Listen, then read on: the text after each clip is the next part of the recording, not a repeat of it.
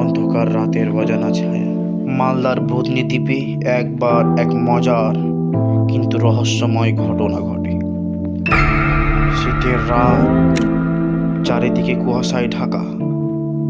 গ্রামের সবাই জানত দ্বীপের এক কোণে পুরনো এক বাড়ি আছে, যেটি বহু বছর ধরে পরিত্যক্ত।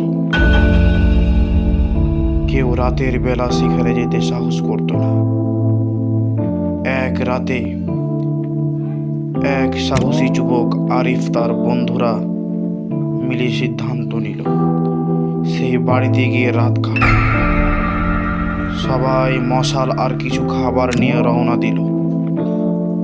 বাড়ির দরজা খুলতেই এক উদ্ভট ঠান্ডা বাতাস তাদের মুখে লাগে। তারা ভিতরে ঢুকে দেখতে পেল দেওয়ালে অদ্ভুত ছবি আঁকা, আর এক কোণে পড়ে থাকা ভাঙ্গা আয়নার যেন ছায়া নড়ছে। তারা মশাল জ্বালিয়ে পুরো বাড়ি ঘুরে দেখল, কিন্তু কিছু পেল না। ঠিক মাঝরাতে একটা ঝমঝম শব্দ শুরু হয়। কৌতূহল নিয়ে আরিফ দরজার দিকে এগোতে গেলে একটি অদৃশ্য হাত যেন তাকে পিছনে টেনে ধরে। তার বন্ধুরা আতঙ্কে দৌড়ে বাইরে চলে গেল, কিন্তু আরিফ দেখল দরজার সামনে দাঁড়িয়ে একটি কালো ছায়া।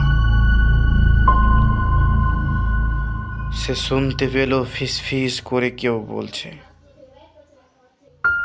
তোমরা কেন এসেছো? এই বাড়ি আমাদের।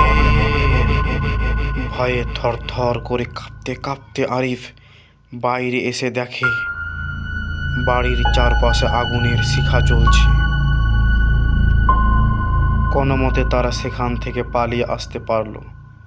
পরদিন সকালে গ্রামে ফিরে সবাই জানতে পারে সেই বাড়ির বহু বছর আগে এক পরিবারের সবাই আগুনে পুড়ে মারা গিয়েছিল। আর আজই সেই আত্মারা তাদের বাড়ি পাহারা দেয়। আজকের ভিডিওর শিক্ষণীয়, ভয়ের কাহিনীগুলো শুনতে ভালো লাগলেও কখনো অজানা স্থানে একা যাওয়া উচিত নয়।